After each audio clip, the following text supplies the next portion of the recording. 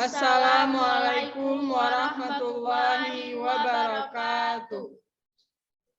Nama saya Wana Ilhan Sahania. Dan saya Herlia Natasha. Kami dari BKI semester 2 unit 1. Di sini kami ingin mempresentasikan mengenai layanan konsultasi. Apa itu layanan konsultasi?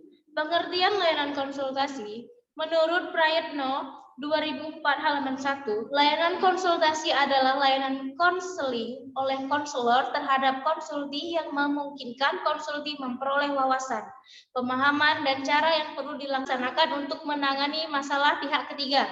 Layanan konsultasi adalah layanan konseling oleh konselor sebagai konsultan kepada konsulti dengan tujuan memperoleh wawasan, pemahaman, dan cara-cara yang perlu dilakukan konsulti dalam rangka membantu menyelesaikan masalah yang ada pada konseling.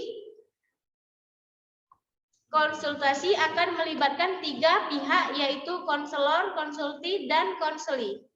Komponen layanan konsultasi. Yang pertama, konselor adalah tenaga ahli konseling yang memiliki kewenangan melakukan pelayanan konseling pada bidang tugas pekerjaan sesuai dengan keahliannya. Konselor melakukan berbagai jenis layanan konseling, salah satu di antaranya adalah layanan konsultasi. Sedangkan konsulti adalah individu yang meminta bantuan kepada konselor agar dirinya mampu menangani kondisi dan atau permasalahan pihak ketiga yang setidak-tidaknya sebahagian menjadi tanggung jawabnya. Bantuan itu diminta dari konselor karena konsulti belum mampu menangani situasi dan atau permasalahan pihak ketiga itu. Yang ketiga, pihak ketiga adalah individu atau individu-individu yang kondisi dan atau permasalahannya dipersoalkan oleh konsulti.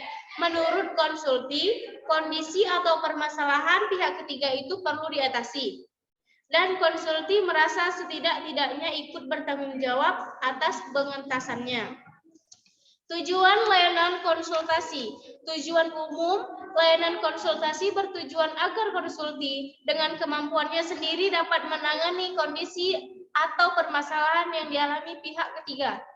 Tujuan khusus, kemampuan sendiri yang dimaksudkan di atas dapat berupa wawasan, pemahaman, dan cara-cara bertindak yang terkait langsung dengan suasana dan atau permasalahan pihak terkait itu.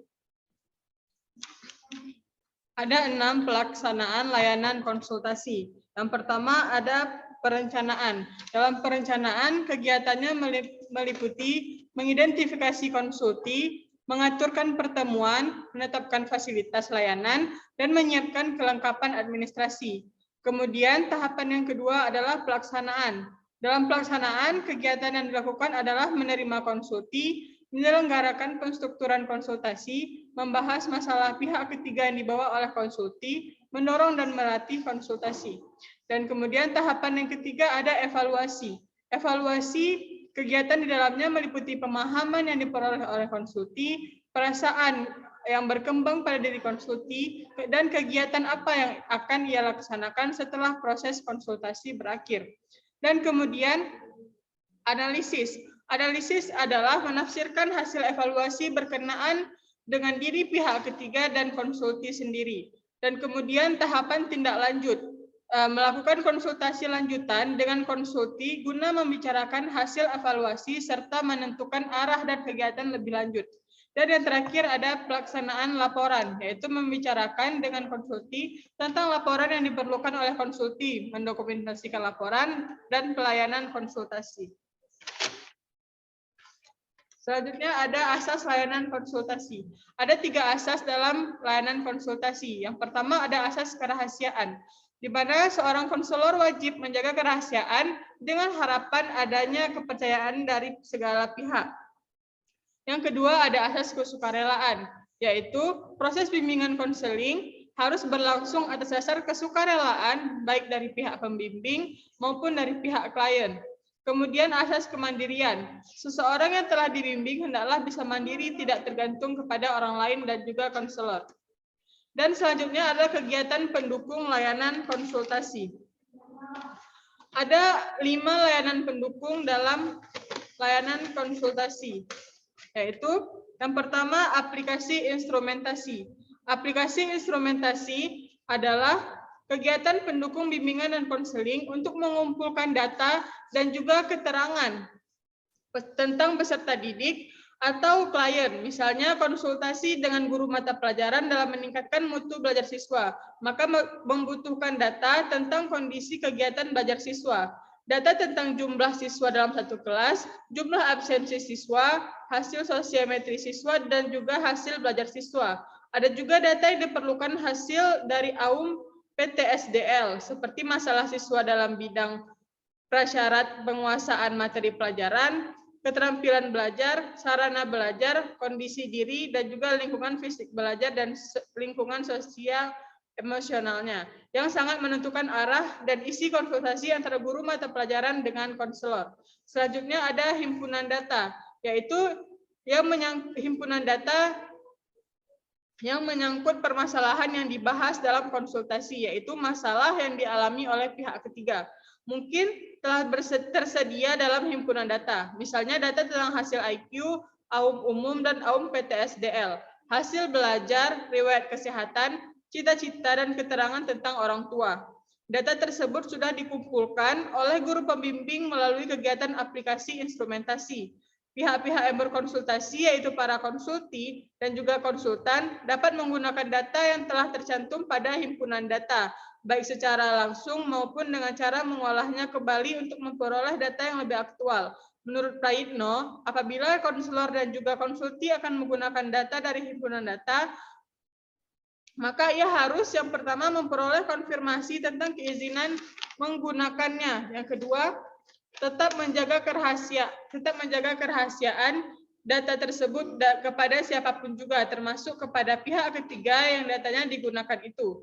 Jadi antara konselor dan konsulti harus ada konfirmasi dalam penggunaan data dari himpunan data dan sama-sama menjaga kerahasiaan data tersebut tanpa memberitahukannya kepada siapapun, termasuk kepada pihak ketiga sendiri. Dan selanjutnya ada konferensi kasus. Konferensi kasus keterkaitan antara layanan konsultasi dengan konferensi kasus menurut Prayitno adalah dikaitkan dengan tujuan dari layanan konferensi kasus itu sendiri, yaitu yang pertama membahas lebih mendalam kasus yang dibahas, yang kedua menggalang komitmen pihak-pihak yang hadir dalam konferensi kasus untuk bersama-sama mengenangani kasus yang dibahas itu. Konferensi kasus ditujukan untuk mengenal kasus lebih mendalam dan untuk menggalang komitmen pihak-pihak yang hadir dalam kegiatan tersebut. Kegiatan konferensi kasus ini dapat dilakukan sebelum konsultasi dan dapat juga dilaksanakan di tengah-tengah konsultasi yang berkelanjutan. Konferensi kasus yang diperluas dapat memberikan manfaat ganda dalam keseluruhan proses konsultasi. Selanjutnya ada kunjungan rumah. Kunjungan rumah terkait dengan layanan konsultasi bertujuan untuk lebih mendalami masalah yang ditangani oleh konsulti dan membina komitmen pihak-pihak yang terkait.